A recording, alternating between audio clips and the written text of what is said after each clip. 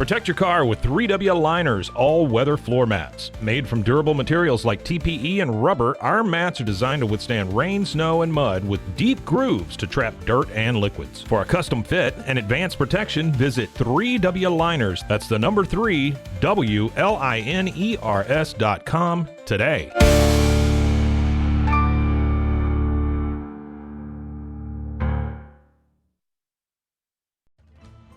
Ready to bring your vision to life? At Small Rig, every idea, design, and product is inspired by you, the creator. With our industry-first under co-design mode and the Dream Rig free customization project, we unite with global creators to turn big dreams into reality. Whether it's a cage rig or mount, Small Rig's versatile gear is built to elevate your craft. Small Rig, where your creativity meets our innovation. Go to smallrig.com. This is a Rogue Media Network podcast.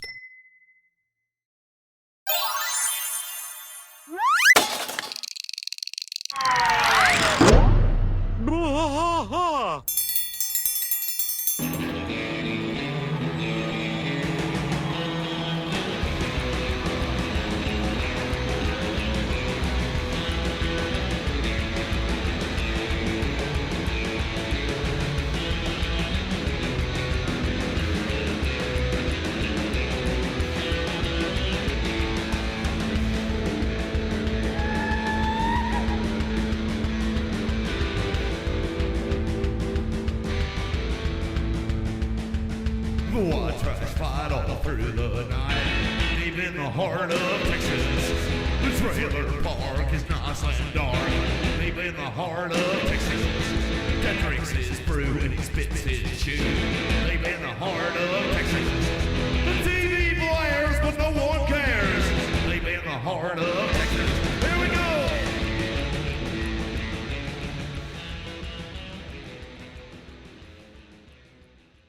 Hello, and welcome to Walking Podcast. I'm Mike. Yeah, and I'm Rusty. The guy over there, that's Rusty. It's weird, so hang on. Just in case we do look at each other, let me move these around. There we go. Now he's over there. There he is. All right. Well, welcome to our live stream that will be cut down into an actual episode. Yeah, welcome. Thank you guys for being here. I know that Artie's here, Luke's here, and Jordan's here right now. Welcome. Welcome. All right, so we are dealing with King of the Hill Season 7, Episode 11, or in the year of our Lord 7 ABE 07, so not too terribly out of order. This is Boxing Luanne. It first aired February 2nd, 2000 and trace. Yep, absolutely, and I got a couple of notes I'm going to knock out real quick of Artie's. This is one of Artie's favorite episodes. Well, hang on one second. Let me give you the entire synopsis that IMDb says about this show. All right. Okay? So give me just a little bit of time here. Luanne becomes a boxer. Okay, I'm done. That was the entire thing. That's the whole synopsis. Okay, so the movie is actually a play on a title of a movie that came out in 1993 called Boxing Helena. Boxing Thong. So Boxing Helena was an avant-garde thriller film. Its production was actually affected by legal battles with Madonna and Kim Basinger, who both backed out of playing Helena, who was eventually played by, I think, Cheryl Finn. I don't know who that is. But Art Garfunkel was also in this movie. Art Garfunkel. Bill Paxton, and then Kurtwood Smith, who played in the 70s show as the dad, which we had talked about the 70s show last week. Jordan says they just watched this episode yesterday, which is great. Yeah, it is a good episode. So I don't think there's any boxing in that movie. From what I'm reading of the synopsis, there's literally no boxing, but we have a high-grade tibial fracture due to a hit and run, yada, yada. Goes to the extreme of amputating both her legs. Yeah. So I don't really know anything about that movie. Yeah, it's a nice, depressing movie. Yeah, it's about kidnapping, mutilation, broken legs, depressing. Car wrecks, a shrewish woman with whom he had one intimate experience. So, I'm not going to read that whole synopsis. That's not fun. That sounds like a crazy-ass movie. It's not fun. I think it came out about the same time as Kiss Kiss Bang Bang. And okay. So it's that whole thing, huh? What was that other one where they were bound? It had Jennifer Tilly in it, where they were, like, tied up or whatever. And then Secretary, which is one of my favorite movies, with James Spader. like who James is a Spader. complete pervert in that movie. But the movie He's a good actor. is excellent. Yeah. You ever get a chance to watch Also, Secretary, go in this movie, we get a good chunk of voices here. You get it is Who's a boxing Buck's brother? It is a boxing film, huh? Who's Buck's brother? What's his Who brother's does the name? voice of Buck's brother in this? Is his brother Stu? Yeah. Johnny Hardwick. Oh, is it really? Yeah, Johnny Hardwick does Stu. Randy Strickland. Sorry, Randy's his Randy. brother name. Stu is the student Who's Randy? in the school. Randy Strickland is voiced by Bruce Dern. There we go. There we go. I knew it was Bruce Dern, but I could not think of his name. for some What reason. movies did he do? What Bruce was Dern his has been thing? in a jillion movies. He was in that one and the other one. He was in The Hateful Eight. Yeah, he's been in a bunch of stuff. He He was in a lot of in- westerns. He was in a lot of a lot of like Western cop movies. thrillers and things like that. Laura Dern's Coming father. Home. Yeah, yeah. He got Coming Home was nominated a for. big one because that was about coming back from Vietnam. Yeah, he got nominated for Best Supporting Actor for Academy for that. He also got nominated for the movie Nebraska. Oh yeah, Nebraska. That's the Brad Pitt one. No, it's got Bruce Dern, Will Forte, Bob Will Odenkirk, Forte, Stacy Bob. There Keach. you go. There we go. It So was that's the released newer- in black and white. It's actually a That's a- black and white movie, Yeah, that's but it's a newer comedy one. drama. That was when? 2013. Yeah. That's a Okay, comedy okay. film. Oh, I was thinking of Arkansas. I think is what I was thinking. But he was in, like you said, he was in a Which lot one, of Brad Pitt? westerns during the New Hollywood era. So he was in The Trip, They Shoot Horses, Don't They? Yeah, he was in The Incredible True Two-Headed Grit. Transplant, Great Gatsby, but these are all 70s movies. Posse. He was in Chappaquiddick in 2017. Not the movie, just the place. Yeah, I don't know what Chappaquiddick. I don't know what that is. And then he was in Emperor. But yeah, Chappaquiddick is where Ted Kennedy dumped a girl in his car. Oh, okay. Yeah, All right. there you Yeah, go. I've never Is heard that that up? one. But if you are familiar with the HBO series Big Love, Yeah, he played that was a good Frank show. Harlow. That was his character, was Big Frank Love was a good show. Harlow. So, actually, his paternal grandfather, George Dern, was a Utah governor and also served as Secretary of War Oh, during the time of his birth Secretary of in War. 1936. Yikes. So, there you that's go. just breaking it right down to the bone there. His grandfather was also a vice president of the Carson, Peary, and Scott stores. Huh. His maternal grandfather. I don't know any of these people, but I thought I'd just add in a little information that doesn't matter. The directors of this are Michael Dante DiMartino Okay. and Clay Hall. Clay Hall. And then the writers, Mike Judge, Greg Daniels, of course, and Dean Young. Dean Young. All Yeah. right. And then the other notable voices that are in here is you have the title characters. They play their voice, obviously, because it's who they are. Frida Foreman, which is George Frida. Foreman's daughter. George the Foreman and third. George Foreman 3, which is his son. And then Angela, who is a workout friend in this of Luanne. She's voiced by Carmen Electra. And then Little John is voiced by Phil Lamar. And then you have Greta and Bora. Greta is voiced by Phil Hendry. Because all he does is go, "Ah." That's about it. Yeah, he's voiced by Phil Hendry, and then Bora is done by Pamela Adelon. So Artie says Ted Kennedy crashed his car and left his date behind to drown Mary Jo Kopernik in Chappaquiddick. That's always been the story Yep. that haunted Ted Kennedy. And here in this opening scene, Not the before only you, person that could. I'll introduce the Okay. opening scene before we jump into the script. So here in the opening scene, Luanne is doing algebra, and she has decided The that community college. absolutely, and she has decided that x equals 2 and y equals 7, but there's no actual math to prove that she has done math. So she's either a math savant or she is just writing numbers on a page. You're So right, there you Luke. go. That is a lot of voices in one episode. Yeah, it's quite a few. Yeah, she's but just it's just writing because numbers. the Foreman family, I think they made irons. Is that what they Seven of them or made? something, They make right? irons? No, When they make grills. Now they make but grills. Yeah, sure. All right. All right, so we start off at Arlen Community College. Like Rusty said, Luanna's at the board working on some algebra, and the guys in the class are just sitting there staring at her butts. Not That's her butts, it. her one butt. Yeah, Her butt. singular butt. She says, Oh, it's X- like that joke. Is butt cheeks one word, or is it supposed to be spread apart? That's good. There you go. X equals 2, and then a guy in the class, he's like, "Come on, reach up higher." I mean, just creeps. Yeah, you just know? creeps. She's like, "Y equals 7." Another one goes, "Your butt equals 10." She turns around, she goes, "Why don't you take a picture, Stu? It would last longer." And he pulls out a camera and says, "Okay, work it." And he starts like wanting to take pictures. I mean, the guy was Whoa. ready. You got to give him that. Isn't that like nowadays you get kicked out of class? Oh yeah. I well, would I'm hope sure so. even back then you would have got kicked out of class. Now we're in Tybo class. Remember Tybo. Tybo. Yeah, I got a quick Taibo fact Yeah, for you. Taibo. So she's doing Taibo in the gym, which for those of you that don't know, there was a guy named Billy Blanks. Billy Blanks. He was a Taekwondo and karate Taibo practitioner. superstar. So he You mean a bunch of created he created a workout video, a fitness system, which was Billy Blanks is his name, and he called it Taibo because it was a blend of Taekwondo and boxing, and it was a big popular thing in the 90s. And if you stayed up real late watching TV and the TV stayed on at about 6 a.m., you would hear Billy Blanks screaming, Taibo, You'd buy see this. Billy, you'd see Billy Blanks, and you'd see Susan Powder. and Yeah, then you'd Susan see- Powder, You know, yeah. and then you see Miss Cleo right after that. Right after that. I don't know if y'all remember Miss Cleo, but she I would do. tell you. I'd tell you a fortune. I tell you the fortune. Call it now.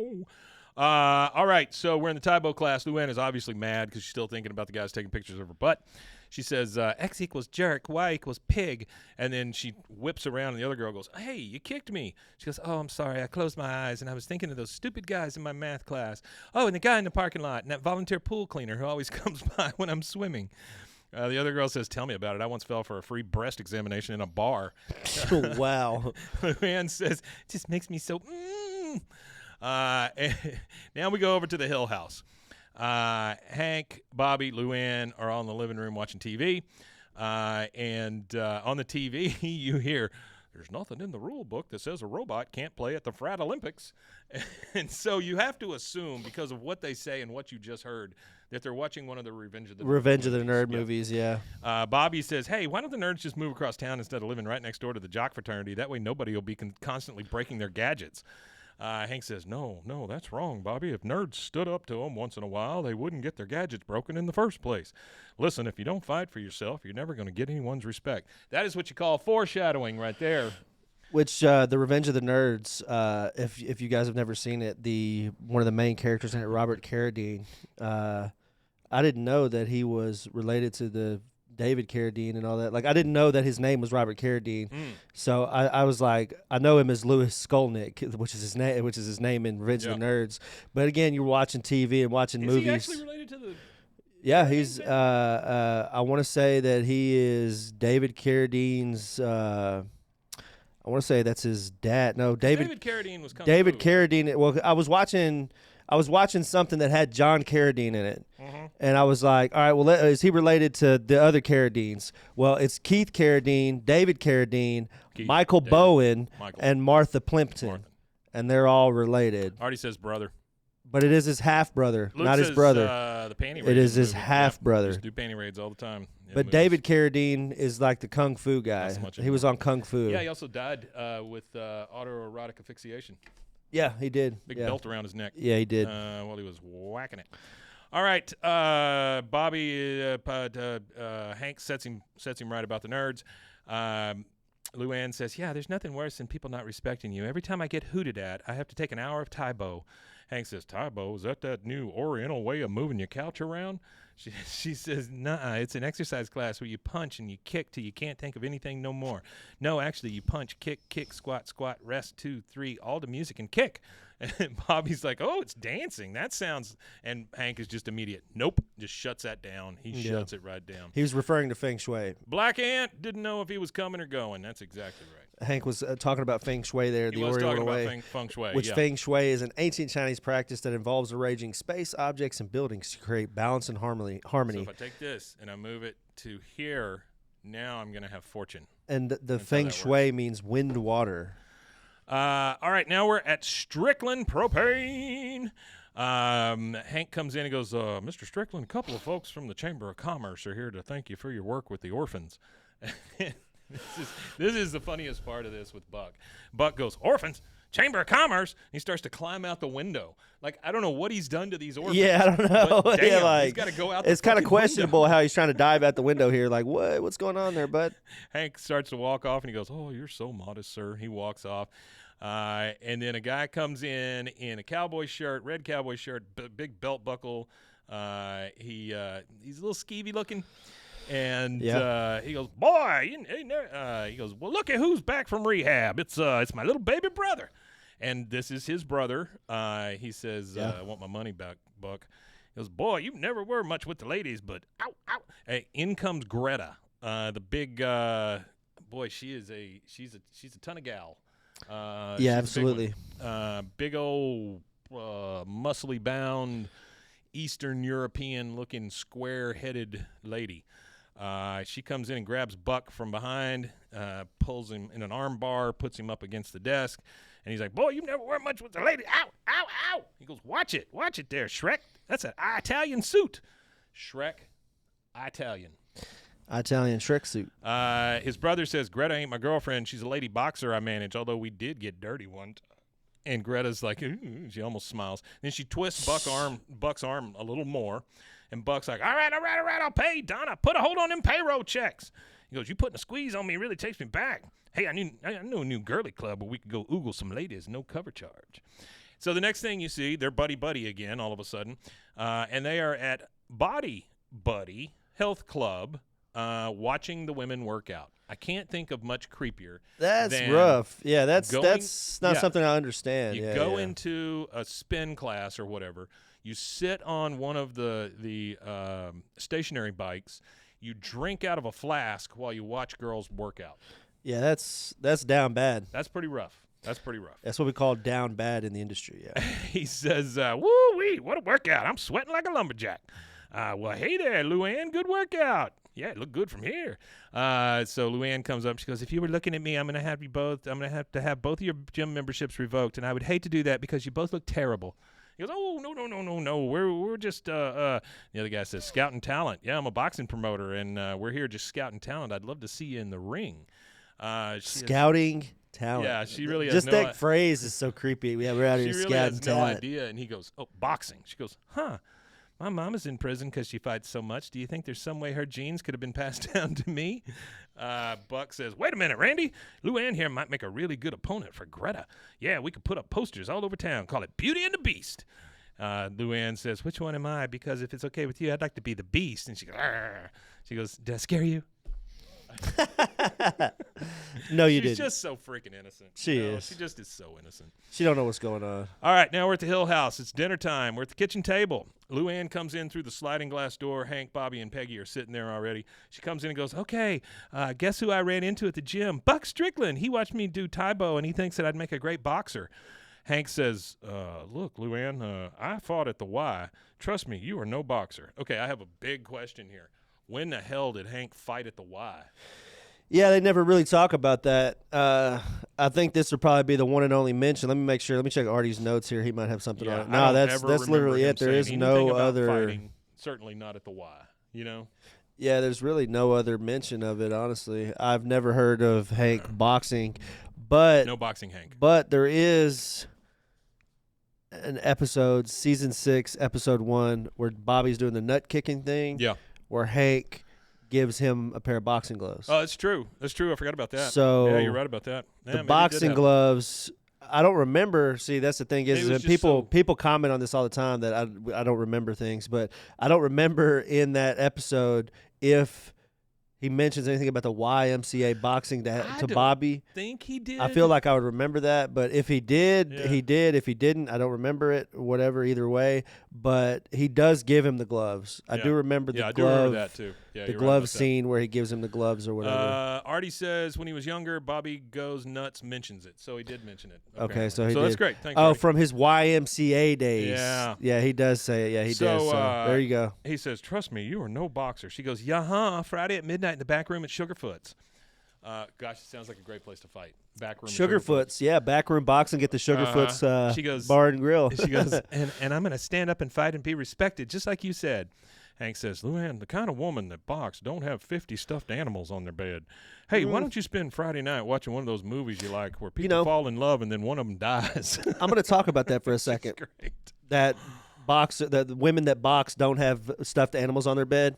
There's a amazing MMA Black fighter. Ant also said he corroborated the same thing. Yeah. Okay, About so the so YMCA sorry, I stuff. Yeah. forget. No, Sorry, it's great. guys. No, it's great. This is why our guys are Me here. and Mike got a lot of things going on in I life. remember it. Our podcast is awesome. Until you said But- the boxing gloves, I didn't even remember that. Sometimes honestly. I can't Yeah. correlate data. Oh, yeah. But it's funny that they mentioned that thing about the fighting where women that have stuffed animals can't fight or whatever. Ronda Rousey, Mm-hmm. she was the first one of the first woman fighters in the UFC, first women's champion Makes a hell of in a UFC. cobbler, too. Yeah, but she is a huge fan of Pokemon and stuff like that, and she doesn't like hide the fact that she likes Pokemon.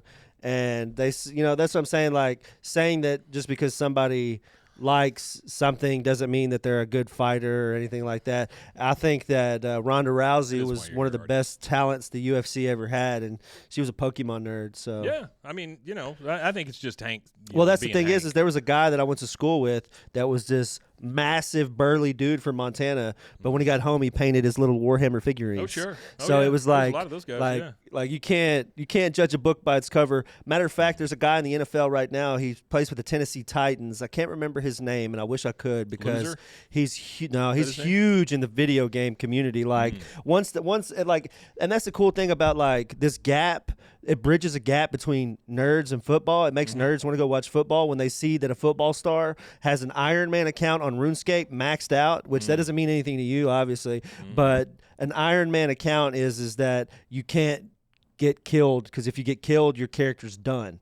And to max your account out generally takes 12 years. Oh, wow. So he's never died, and he's maxed his account out on RuneScape, and it's like making nerds aware of football. They're like, oh, a football player plays the game I like, so that it makes them want to go kind of get interested in what the football player's doing. I don't know. That was I thought it was a cool tangent. There you go. No, it was great. Hank said, why don't you go watch one of those movies where everybody falls in love and then one of them dies, and then he leaves the room.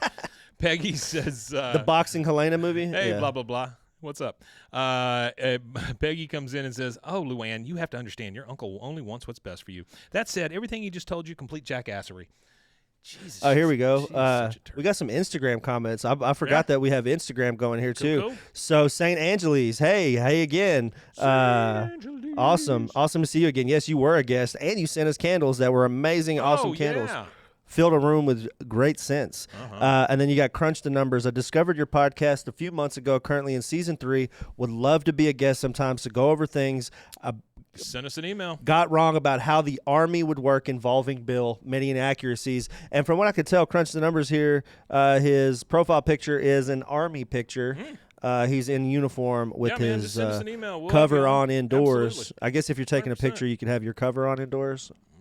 But yeah, so Crunch the Numbers. Yeah, send me an email at bwaaaakoth@gmail.com and we'll work you in. I want to get Luke on pretty soon too. Yeah. If I'm not mistaken, Luke is a veteran as well. I don't want to get yeah? that wrong, but I'm pretty sure that Luke is a veteran as well. He's a veteran of heartbreak. A veteran of heartbreak. I think we all are, Mike. But and just to go ahead and say it, anybody that wants to be a guest, just shoot me an email, bwaaaakoth@gmail.com, or reach out to me on social media. I've already been in talks with Luke. Luke wants to actually fly here. Oh, my God. And Luke. sit in the chair next to us over here. And if we do that, we'll have to do a special hour-long Friday episode if he flies here. Yeah. If he flies here, Scott, we gotta sit here and chew the yarn, shoot the proverbial shit, shit. whatever, for an hour with Luke, because that's pretty cool. But anybody that wants to do anything similar to that, if y'all want to fly in and come hang out with us, we're wants to never really fly on against in? that. We're never against that. Or drive in, or ride your bike, or skateboard, walk, hover around. Levitate. We do have disability Trek. That access, thing. so if you have a wheelchair, we got access for motorized everybody. scooter, whatever, Elevators.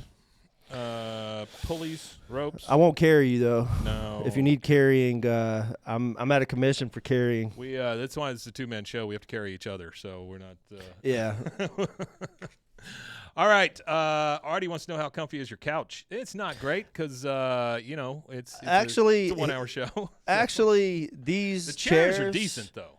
These I don't know chairs if that we you've have. noticed, but the bottoms of the chairs have been replaced. Yeah, I've noticed that they're lifted up. Well, not only are they lifted up, they're solid bases now. There used to be those spindly little legs. Yeah. And the legs started to crack and stuff because people. Oh, get so in you and out built of them you so built much. little So platforms we for built them? bases around them. I think really they're well. comfortable, and even the couches in the other room, I feel like that's they're true. not They're pretty comfortable. horribly. Yeah. I mean, it's not a couch I you'd want to wouldn't- lounge and watch TV for 6 hours But for an on, interview, they're but great. Yeah. for podcasting, you can't get a better couch. All right, so now we're over at Sugarfoot's. On the sign, it says 2-for-1 rib night. Now, I want you to understand that every time we see the Sugarfoot sign in this episode, it still says 2-for-1 rib night. So Hey, apparently 2-for-1 every night ribs. is Can't 2-for-1 beat it, rib can night. you? Also on the he says if I'm flying, I'm sleeping in the studio. Yeah, no, we'll find you a place. We got a place. We got a good deal. We got a good deal. All right, so it says on the sign says tonight's special, Beauty and the Beast. There's a sign out front for that. She is on her way in, is Luanne. She's in the back. She's getting ready for her first fight. And she goes, "Dear Lord, one of your creatures may be hurt tonight. Please let it be the other creature. Amen." So she literally prayed that the other person gets hurt. Yeah, which is wild to do. Don't do that, Luanne. That's like people saying, "Oh, I hope Patrick Mahomes tears his ACL." Yeah. And like I'm guilty of that kind of language in the heat of the moment. Only on Sundays do I say those things. I don't say them Monday through Saturday. I'm pretty like, I hope that they do good too. But Sunday, when it comes to Sunday, you gotta. Well, I don't want them to get hurt get a little necessarily. violent. I want them to lose. I don't want them to get hurt.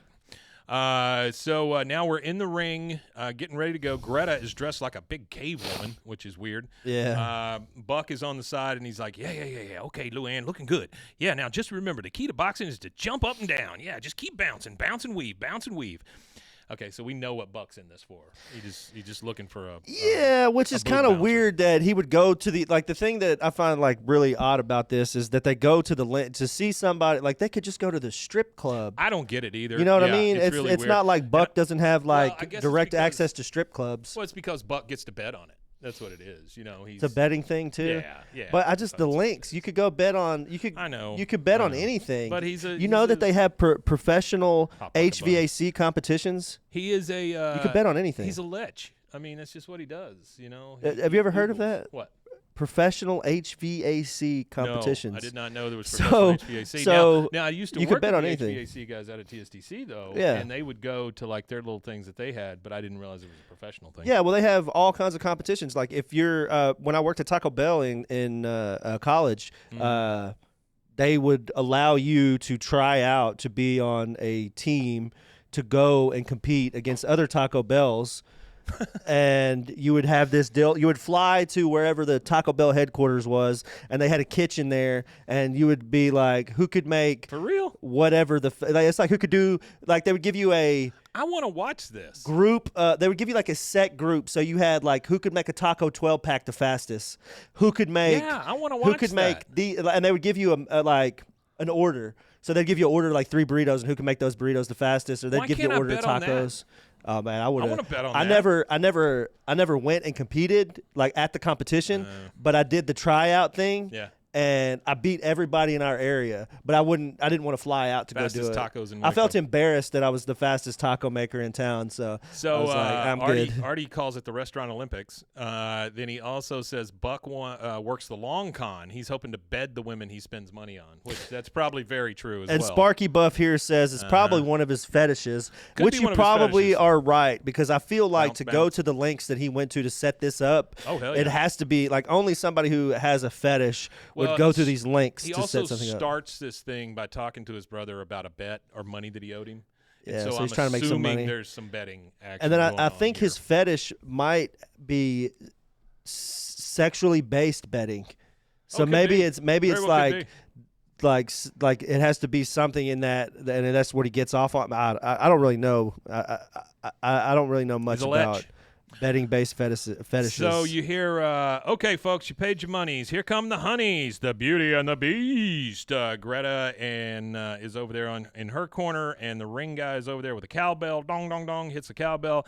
The ref, they start throwing punches at each other. Luanne kicks at her, and the ref says, whoa, watch the kicks or I'll disqualify you and you'll lose your free rib dinner. Then we go back to Hank's house. Bobby is in he's in the kitchen on the landline with a big long cord like we all had when we were 4. And Hank comes into the kitchen. He goes, tell Joseph and Dale if he's listening, good night and go to bed. Hank's in his underwear, so it's obviously late at night. Bobby's in his PJs. Bobby's listening on the phone. And he says, I got a live feed with the hostess at Sugarfoot. She's got Luanne's fight on the speakerphone. She's got Luanne's fight on the speakerphone, and Yeah, Bobby's here you go. listening to it in his Here you go, kitchen. Luke. Luke said Bobby the bookie. That's He's doing right. that's like a bookie Maybe he activity. is it. And then Artie here said Bobby's he's the not a plug here. fetishist. He's a rich, dirty old man, which dirty old man is synonymous with fetishist. That's true. So there you go. There was actually, I know this is off topic, but No, there you're was fine. there was actually something that I was reading about a hotel. It's about Donald Trump, and it's about a hotel in Russia. He went and he rented out. This is something Are that you about leaked. to tell me the P tapes? Something that from the KGB or whatever released, where he went and specifically was in the bed that President Obama and Michelle Obama had stayed in the presidential suite, and he hired a bunch of prostitutes to pee all over each other. Yeah. Yeah, I don't think that. I'm Rich not old sure man, that rich dirty actually old man, happened, you but know, rich dirty old man. Hank comes in and he sees Bobby, and Bobby tells he's got him on speakerphone. He goes, "Oh God, she went through with it." Then we go back over to the fight at Sugarfoot's. Hank runs in and he's like, "Luanne, no!" And then you see Luanne knock out Greta, which Greta's huge. There's no way that could ever happen. The ref goes over 1, 2, 3, 4. She's out. She goes, "Whoa! I did it! I won!" And then Hank comes in and goes, "Oh, you tagged her good. What a left hook." She goes, "Oh, yeah, you didn't think I could do it, but I did." Then in comes Buck. "Great job, Luanne." And then his brother, "You want to fight some more for us? I got a contract right here." I mean, he's already got it. Pulls the papers out. He goes, "It's very fair." She goes, "Oh, my gosh, did you hear that, Uncle Hank? They want me to be a professional fighter. Ooh, I'm a professional fighter." And that is our first commercial break. First we will commercial take break. that, and we'll be right back. there. It is.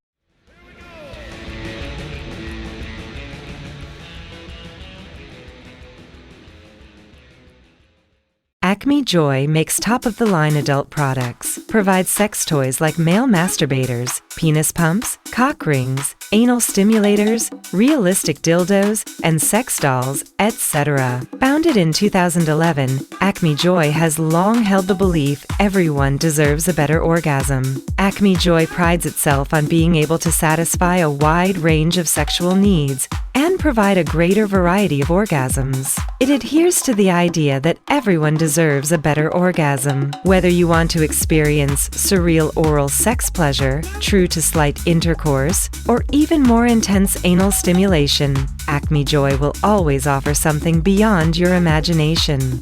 Acme Joy's goal is to provide high-quality products at the optimal prices to every user, as well as superior customer service. Go to acmejoy.com.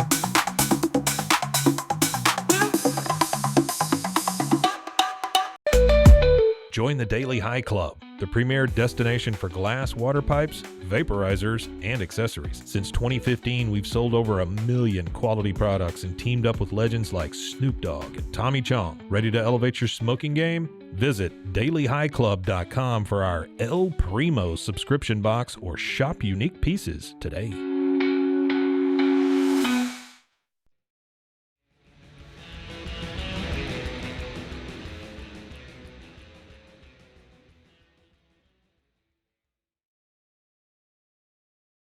It works for everybody All else. right, and we are back. We're right back. We are in Hank's garage. All four of the guys are out there watching Luanne as she's. They're not really watching. They're kind of staring out into the alley.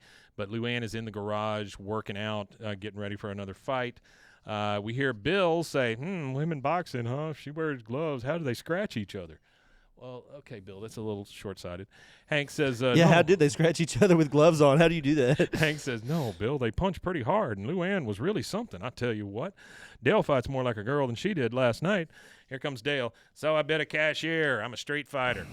I think that's the only line Dale has in the entire show. Yeah, probably. Luke's got a question for us here. He says, yeah. "Do we think Bill is getting off to any of this?" Oh, yes, sure. Absolutely. Sure he is. Bill has an enormous Bill is spank a bank. poor, dirty old man. Very, very large Yeah. spank bank. He's for a Bill. poor, dirty old man. Hank says, "Luanne, I always hope to give you I always hope to give my old boxing gloves from the Y to Bobby, but well, you know. Anyway, I'd be honored if you'd wear these in your necks." I love how it's just like, you know how Bobby is. Yeah, you know how that guy is. She says, "Oh, Uncle Hank, every time I punch someone in the face, I'll think of you," Hank. which is great. I love that the line. Uncle Hank. All right, now we're at Buck's house, and he is with his brother, and they are drinking. And Buck is like, "To Luanne, getting rich off a pretty lady is even better than sleeping with one." Well, neck and neck. Greta comes in. He goes, "Well, looky here. Now, I know it must have killed you to throw that fight, biggin, but it was one hell of a convincing dive. If you had any looks, you could be a Hollywood actress." And Greta goes, "Oh, thank you." I mean, but in a voice like, "Oh, thank you." You know what I Thank mean? you. It's Well, really Greta is rough. voiced again by Phil Hendry. Yeah.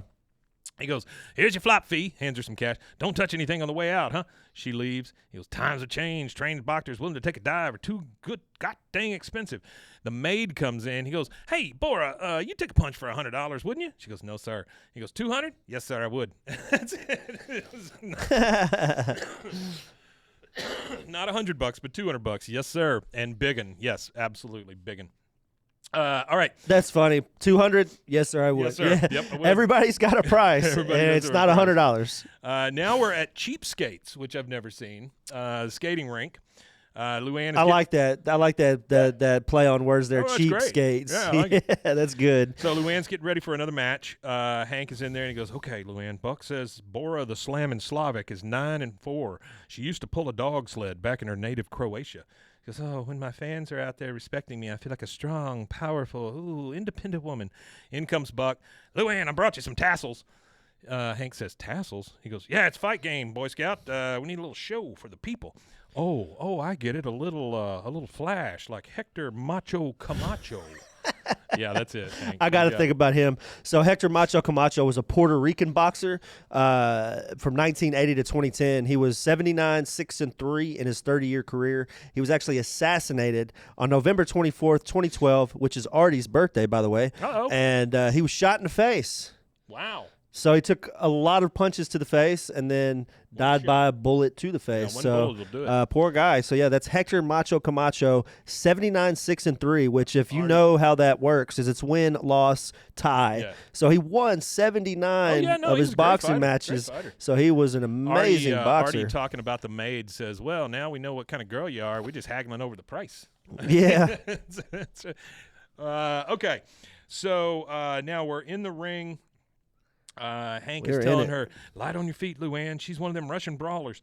She, you see Buck. He's like, "Yeah, good, Luanne, good. Now hop like a bunny, hop like a bunny." Hank looks over at Buck sitting in the crowd and just kind of gives him a weird look. And he goes, "Oh, well, you know, like Muhammad Ali says, hop like a bunny, sting like a bee."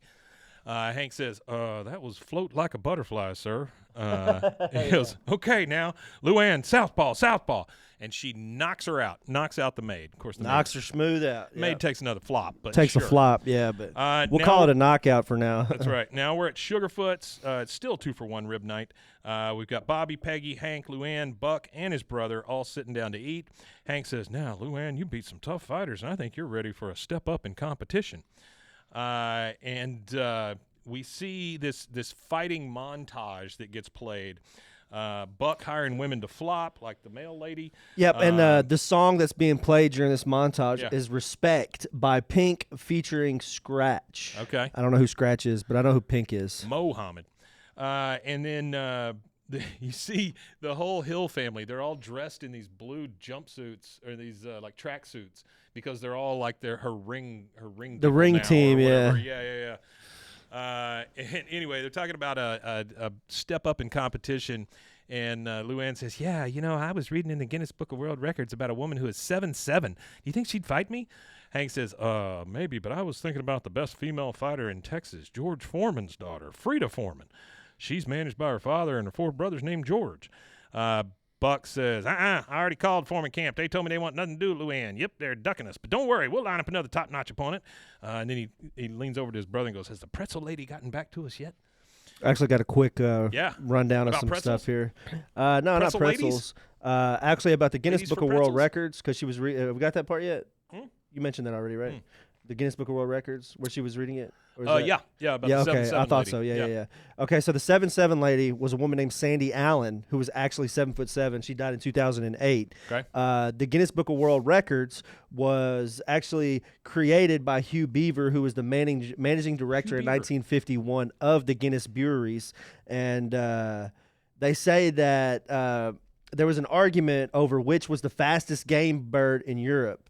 and he realized it was impossible to confirm it in reference books whether that was the fastest game bird. So he knew that there's probably tons of people debating these topics, like Game what's the bird. fastest the fastest game bird in Europe, which they were trying to argue over the grouse. red grouse or the golden plover. The plover is faster, but neither is the fastest game bird in Europe. So there you go. So they were trying to settle this So argument. what's the fastest game bird in Europe? I don't know yet, but we'll get to that. Okay. You leave me hanging So there. in order to settle the argument, they created this Alex? record book, and that was like their way to settle bar bets. So like there's people like, I mean, how many times before there was technology did you sit sure. there and Yeah, argue yeah. something Yeah. to the teeth Yeah. with somebody, Yeah. and then 20 years later you got Google and you're like, damn, I was wrong 80% of the time I was arguing. I agree with you on all the things you said, with the exception of the fact that I need to know what the fastest bird on Earth is. Yeah, well, I'm not trying to argue that with anybody either. But so what they did is in order to get their book out there, they gave thousands of these copies of this Guinness Book of World Records, because they went and started verifying records and doing fact checking and stuff like that. And they had two friends that were named Norris and Ross McWhirter, who were running a fact finding Norris and agency, Ross McWhirter. which that was a huge thing back in the day, was fact-finding agencies. Yeah. So you could verify facts. Okay. For, like we don't have that anymore. We have Google now. There is still fact-finding wrote it down agencies. also. Well, there's still fact-finding agencies, Sure. but mostly for different reasons. But so they created a book. It was called the Guinness Book of Superlatives. And now it's called Guinness Book of World Records. Yeah. It was the Guinness Book of Superlatives. Now it's the Guinness Book of World Records. But so yeah, they distributed 1,000 copies to pubs all over Britain and Ireland to promote it for the Guinness brand, and it became like insanely popular book. And now It's like everybody in the world uses the book. But It's like the Michelin fastest stars. game bird, It's like the Michelin stars and stuff like that. I mean, Yeah, all it started starts as off- something else. Yeah. yeah. So the fastest game bird actually is the red-breasted merganser Already had it. with a top speed of 81 miles an hour. Oh, he already got it for me. Yeah, but Yeah, he got top it. speed of 81 miles an hour. And the red-breasted merganser is a duck, which is native to Europe, Asia, North America, and Greenland. But see, now we have a difference of opinion here, because Alex says a red grouse is the fastest in Europe on average. And then Artie says red-breasted On average, it mergans is, or but the fastest ride out. See, that's the thing is he said on average. A record isn't about averages; it's about the fastest recorded. How So did the we get fastest here? recorded. I don't understand how we I don't know, got here. but I got one more tangent, and then I'm done for a minute. All right, you're good, man. So you mentioned George Foreman has 5 sons named George. yeah. Okay. So George Foreman, if anybody who doesn't know who George Foreman is, which everybody pretty much, I imagine most of our audience probably knows, maybe some don't. He's a former boxer. He's also was great. an ordained minister. Yep. And he's also an entrepreneur. Super nice Sold guy. irons, and sold sold meat grills, and he's an Olympic gold medalist. Yeah. So in 1994, he became the oldest heavyweight champion ever at 45. Yeah. But he has 5 sons: George Jr., George III, George IV, George V, and George VI, all which have their own nicknames. George Jr. is obviously Junior.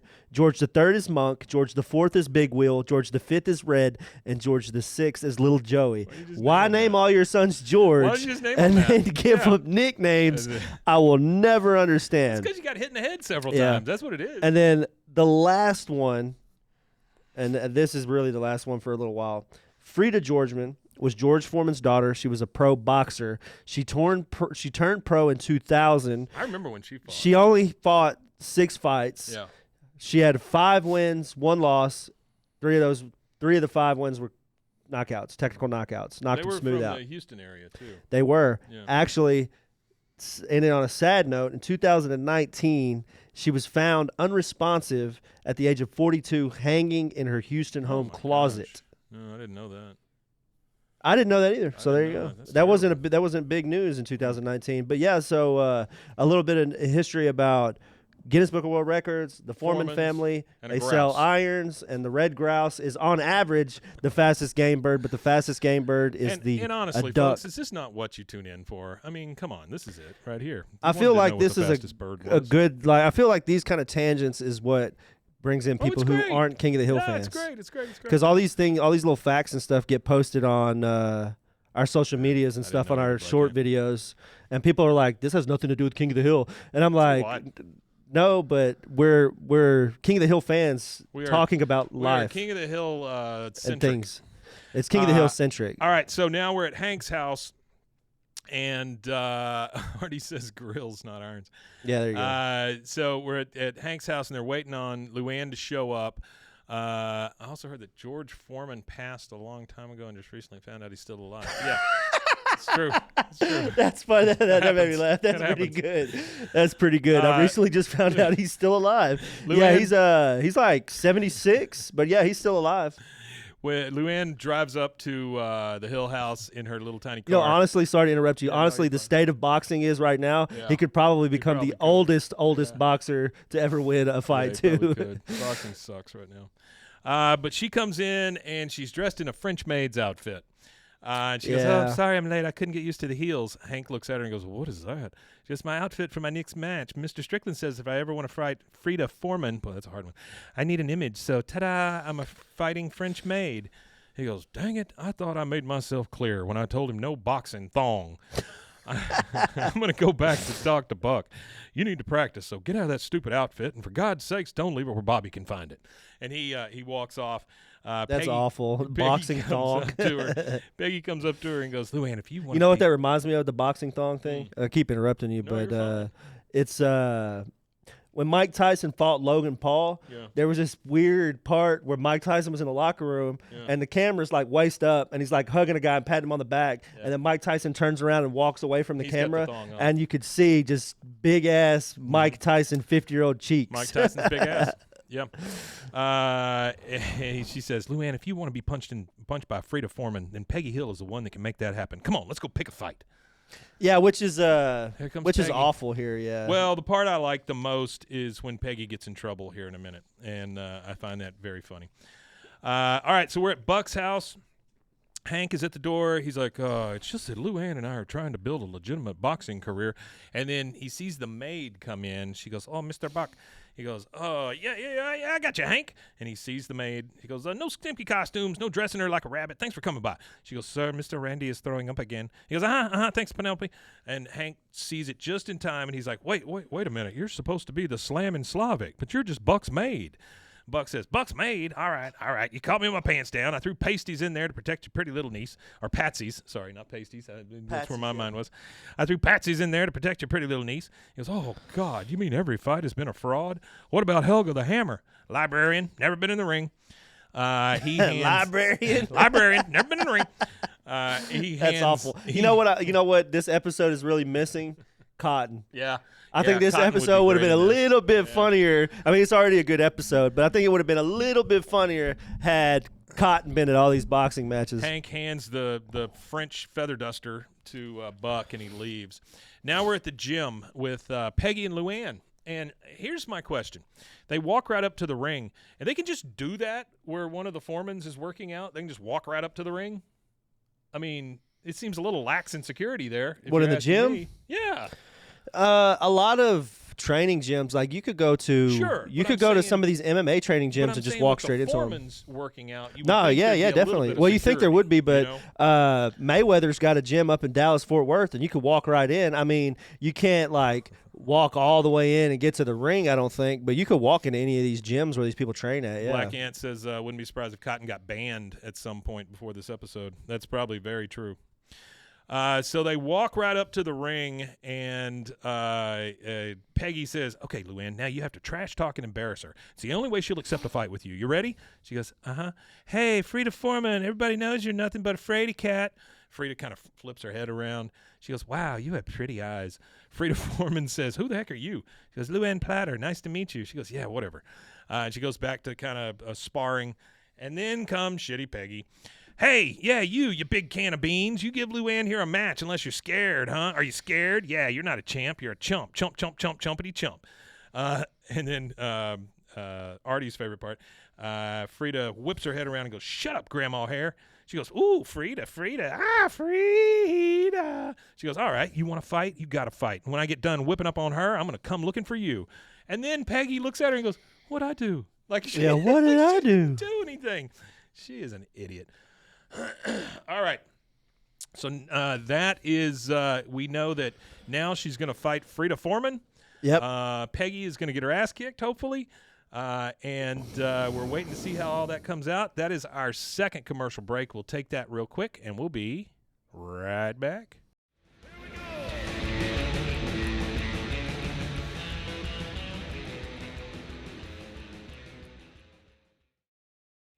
As a parent or mentor, you have the awesome opportunity to help a young person build a future. So if the future they want is in the military, take the time to learn more at todaysmilitary.com, because their success tomorrow begins with your support today.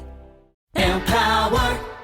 Claire is practicing her breathing for her upcoming yoga retreat in Bali. Has she ever done yoga before? No. But Claire worked with Empower on her savings and investment strategy. She got good at money, so she can be a little bad. Empower. Invest well, live a little. Join our 19 million customers today at empower.com. Past performance is not indicative of future returns. Investing involves risk. You may lose money. Advisory services are provided for a fee by Empower Advisor Group, LLC, EAG, a registered investment advisor with the Securities and Exchange Commission. Om Namaste.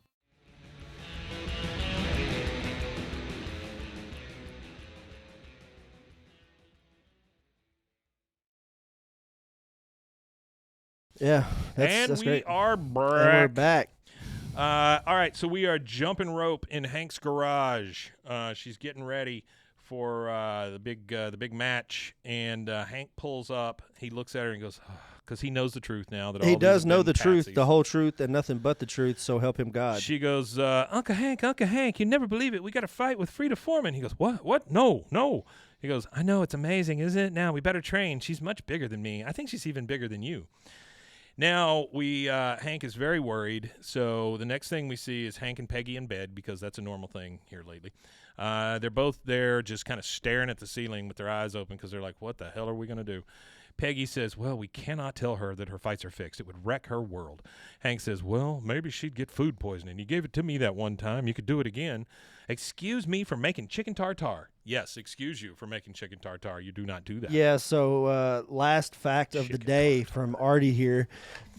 So Artie's, the Artie facts have been plentiful today.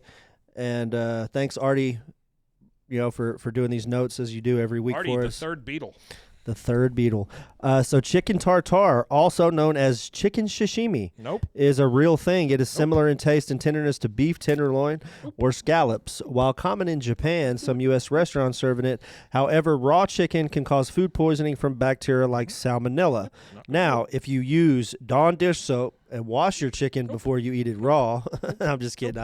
I would never eat raw chicken. Not going to do that at all. Now they have came out and said pork doesn't. Pork can be eaten slightly pink. Slightly but pink. It doesn't. But you still can't serve it raw. And bacon can be eaten raw. I'm not eating raw bacon. And the reason why bacon can be eaten raw is because to make bacon, you have to smoke it. So once it's smoked, it's cured.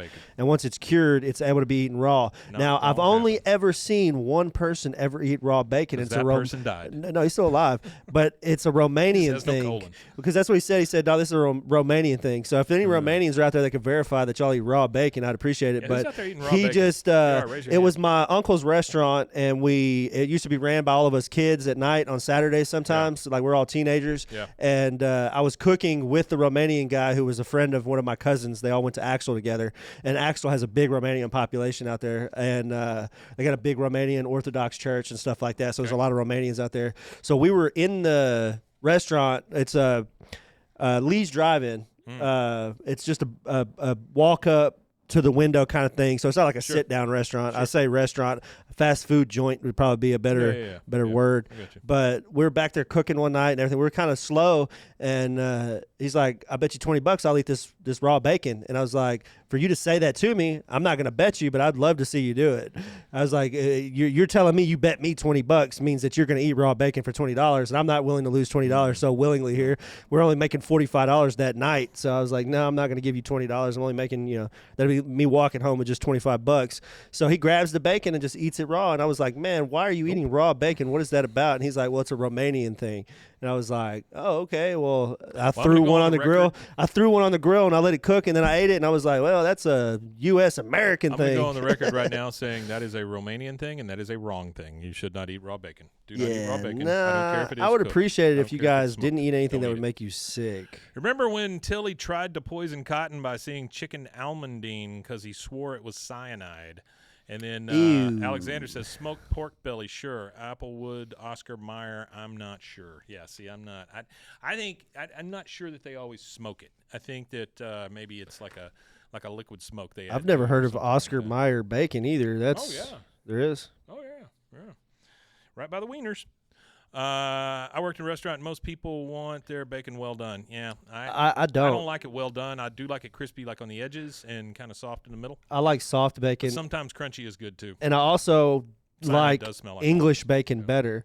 So Well, it's ham. Yeah. Well, Basically you ham. say it's ham. It's not ham. It's I do say it's ham. it's bacon, but it's thicker and it's like a chop, like a bacon chop. It's bigger. Right. It's like this big. Yeah, it's big. Yeah, I've seen it. And Like the for a bacon full that we English have in kinda thing. America, in England, they call it streaky bacon. Streaky bacon. So there you go. I'll take streaky bacon anytime. I had some streaky bacon this morning. I did not. I actually haven't had breakfast. My All breakfast is in my for- pocket.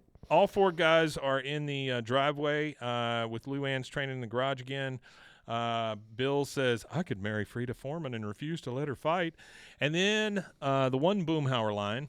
Man, tell you what, talk about dang old champ of the world, 2-time wearing that old crown, man, but talking about that old grease, talking about 5 pounds since I got on and lost that thing, man.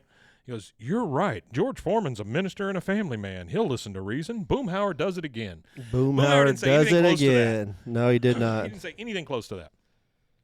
All right. So we are at a department store now, and there's a big sign up, and I don't know if y'all remember these, but there used to be, like, they would do demos and stuff of new products, and it was a lot of knives and things like that. But this has a sign up. It says, come see George Foreman's Lean Mean Grilling Machine. Next demo at 2 o'clock.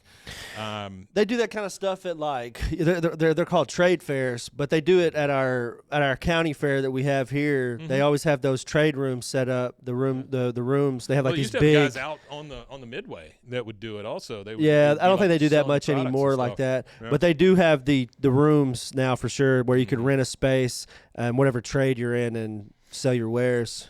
So I almost was a guy that did that, Yeah, but I don't. I turned that job down when they told me $12 an hour and commission, and I was like, $12 an hour and commission, maybe not. Maybe that wasn't the best So hourly wage. George Foreman is in there giving one of these demos for his George Foreman grill. And if you've never seen a George Foreman grill, yes, Cutco knives. I Yes, actually, that's absolutely right. There was a job I recently applied for, and it didn't say anything about Cutco knives. And I got a phone call from Never does. a Baylor student asking me, would you like to help us sell knives? And I was like, is No, this thank Cutco? And she goes, oh, you already know what this is. I Yeah. was like, yep. Yeah. She said, okay, talk to you later. Cutco's tough, man. Woo! Blah, blah, blah. You're right. Crunchy bacon is best on Anything sandwiches. You're right about anything in a pyramid Oh, is yeah. kind of Oh, yeah. tough. that. Like Upside the down or regular. like the Mary Kay ladies, like there's very few Mary Kay ladies driving pink Cadillacs, you know. blah, blah, if you blah. understand Says the y'all call reference. French toast eggy bread. LOL. Uh It's eggy bread. No, not quite. French toast is French toast. Eggy bread is eggy bread, which is pretty much what you do. Yeah, is don't is forget it. Eggy bread is eggy French bread. toast is different because French toast is got stuff on it. You know, Okay. syrup and powdered So sugar. y'all have some that's eggy just bread eggy is just bread, and you just cook it in egg, and then you just eat the eggy bread like that. I Yeah. don't think anybody's ever written or ever gone by a recipe book in England. It just seems like y'all just it's like We wrote the recipe almost books. there, but not really. And that's everybody says like, oh, French cuisine and all this. Oh, English stole a lot of their cuisine from the French. The French used to kind of like run England at one point. You know, they were French conquered smell by the funny. Normans.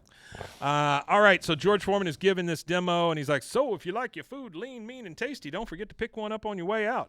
Hank comes walking right up to George Foreman. Once again, zero security. Mr. Foreman, sir, I know you don't know me, but I'd like a minute of your time. He goes, you want a grill? He I don't goes, think George Foreman would have security though, would he? I don't know, man. I feel like a boxer having security would kind of overshadow their boxing ability. Like, you're a guy who has a one-hit punch, and this is around the time he's only 3 years.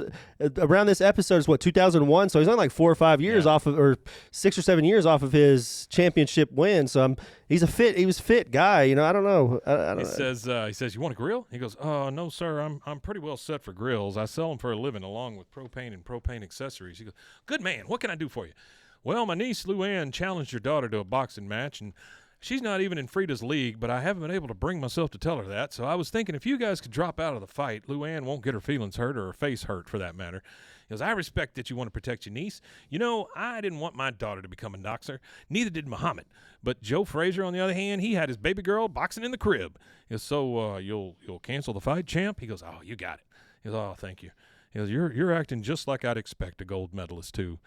George Foreman says, hey, maybe there's something you can do for me. How you feel about carrying my grill in your shop? He goes, sorry, we have a strict policy about no novelty grills. Man, he calls it a imagine novelty telling grill. the entrepreneur who Right to sold his millions of them, hey, yeah, we don't have novelty grills in George our Foreman grill. says, novelty grill? He goes, yeah, no offense, but your grill is kind of like an iron. He goes, you calling my grill an iron? I've been hit below the belt before, but nothing like this. He goes, no, I think it's a great product for dieters or little girls who want to play barbecue, but you can't compare it to a propane-powered grill. He goes, oh, fight's on. He goes, what? No. He said, I said fight's on. What's the matter? Smelling all that propane cause you brain damage? That's what it does, you know. He goes, no, that's not accurate. Those studies were done on sick monkeys, and at least my grill he goes, at least my grill isn't sold in housewares. Like, Yeah. housewares. It's like he's almost like he's insulted by the notion Oh, yeah. to sell his grills yeah. somewhere else. George Foreman picks up a spatula and starts coming at him. George 3 stops him and goes, let it go, Daddy. He ain't worth it. He goes, you're right, George 3. Get this man out of my face. Imagine calling it George 4, George 5. Yeah. George. All right, so now we're at the Hill House. It's dinner with Bobby, Hank, and Peggy. They all look kind of down and out. Luanne comes in through the front door, and she goes, oh, sorry I'm late. I ran farther than I ever have before, so look out, Frida Foreman. Hank looks up and goes, Luanne, those fights you had were fixed. She goes, the fighters were fixed? Like my puppy? He goes, Yeah, that's he goes, awesome. no, you see, Buck knew that man would pay to see you dance around the ring, so he found a bunch of cleaning ladies for you to fight and knock out. She goes, but I'm a great boxer. That's why the fans are always yelling and hollering and throwing dollar bills. And, oh, God, I am stupid. So it just clicked. She just realized, oh, shit, they're throwing dollars at me. He goes, you can't fight Frida. She's a real athlete. She'll kill you. Bobby says, you could take a dive like Bora and the others. You'd still get paid, at least because you showed up. She goes, no, that's cheating. I have too much self-respect for that, even if every guy in the world thinks I'm a bimbo. And Bobby goes, guys suck. Now we're back at the Body Buddy Health Club. Yeah, this is a funny exchange here. Yeah, there's another girl in the locker room with Luanne. And, I didn't realize Luanne had a puppy either, Artie or Black Ant. And the lady says, I didn't see you in Taibo today. She goes, oh, that's probably because I wasn't there. I don't – what a great answer. It's probably because I wasn't there. I don't like Taibo anymore. It reminds me that I'm not really a boxer. The other lady says, oh, I wish I could quit, but if I didn't go, my modeling agent yells at me. He's also my husband. Hey, I can hook him up with you if you're interested, but just look out because he gets a little grabby. What the fuck? She goes, no, I want my next job to be something that men will respect Yeah, I me like that for. exchange. That exchange killed me. He's my husband, but I can hook him up with him He's if a you're little interested. grabby. Yeah, it's a little grabby. The other lady says, men are never going to respect us. That's why we got to use what God or the surgeon gave us to get what they got, money. She goes, so you do anything for money? She goes, or a car. She goes, so if you were me, would you take a dive against Frida Foreman for $1,500 or a car? Or that a woman, car. that's all she's worried about. Yeah, is she wants getting a car. All right, now we're at the Arlen Theater, and on the marquee it says fight tonight. And I got to make one comment here. These fights come together super quick. I mean, there is like no time that passes. There's no before camp your time. next Yeah, fight. it's ready to You got go. a broken face? You're Tough either ready shit. to You gotta fight or you're not. Yeah, it's All a right. put up or shut up moment. So we're at ringside, and Buck is talking to her. He goes, all right, now raise your hand. Which one of you fellas is the bachelor? He's looking out into the crowd. A guy raises his hand, and then he goes running up to Hank and Peggy and goes, hey, Luanne with you? Peggy says, she is not going to show tonight. She asks herself, what would Jesus do if he were a lady boxer? The answer, not show. Jesus. She comes in. Luanne does come in, and Buck looks at her and goes, oh, there she is. And Peggy says, Luanne? And Luanne says, okay, I'm ready to take my dive now. You promise the check will clear? Buck says, yeah, eventually. Now, don't get hit. I Don't love get how hit. just in passing, it's, yeah, eventually. He goes, now, don't get hit. You're fighting my aunt next week. Oh, and those gentlemen over there, they're here for a bachelor party. Now, come on. Give them a big old bouncy hello. She just kind of waves at him. Hank just hangs his head. Everybody's sad. Yeah, the fight is Artie says fight's too big to be held at Sugarfoot's. Way too big to be held at Sugarfoot's. I'm not. Well, So- actually, Sugarfoot's like kind of a big. Sugarfoot's is pretty big, but they'd have to move all the tables and the grease troughs. Oh, okay. So they're all hanging their head. Everybody's pissed off now, or everybody's sad because they know the real deal, and she's going to take a dive. Now we see George Foreman. He's just sitting out in the stands talking to a big guy, and he's like, "So you can see my grill is perfect for a big man like yourself." The guy in the crowd goes, "I've told you 6 times I am not interested." Not. The bell rings. The fight starts. A guy in the audience is like, "Bounce, baby, woohoo!" Luanne gets knocked down. The ref comes up and he's like, 1, 2, and then there's a guy on the side. He's like, "Hey, I got some singles," and he's throwing dollars at her. The ref goes 3, 4. And then Peggy, we see her, and she goes, "Oh, I cannot watch this." There's another guy throwing money.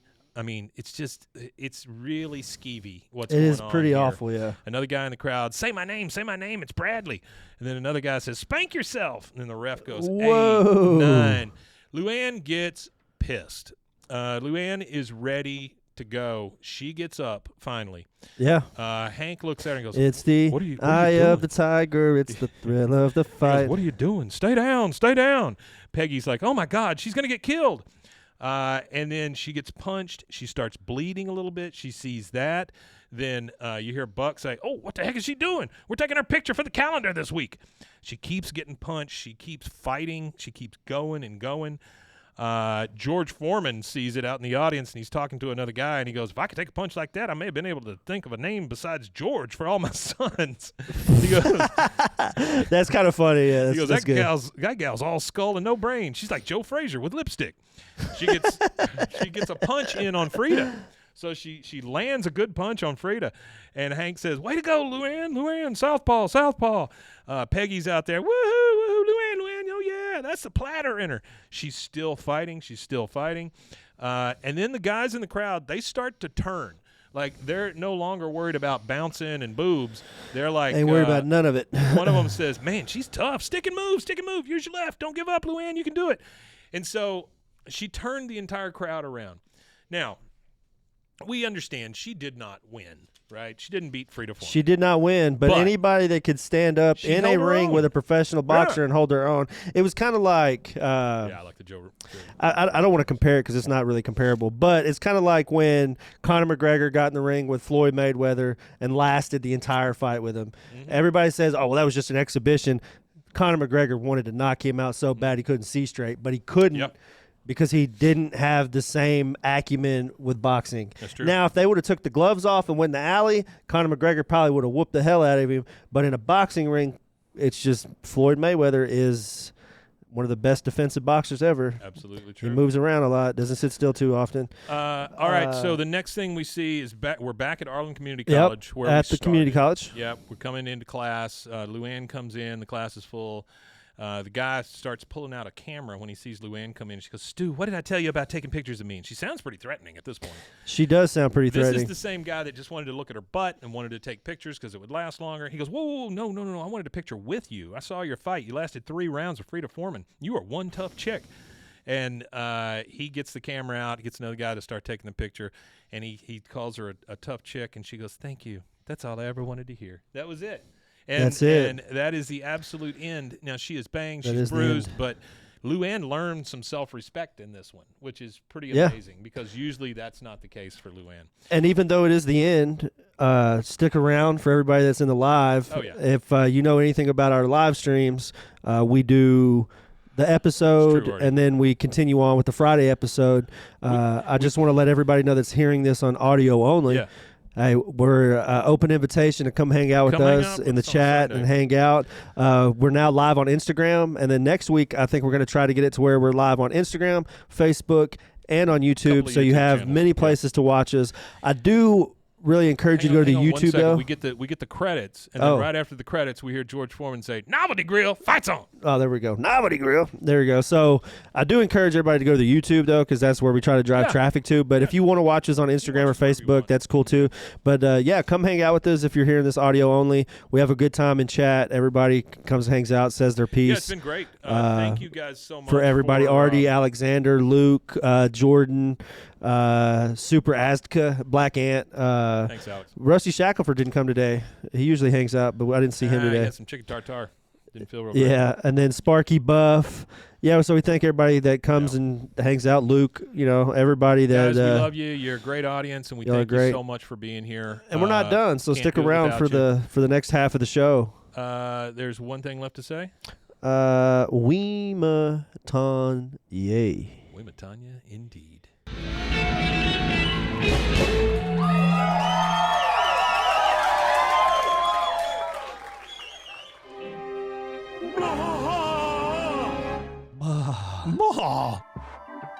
This has been a Rogue Media Network production.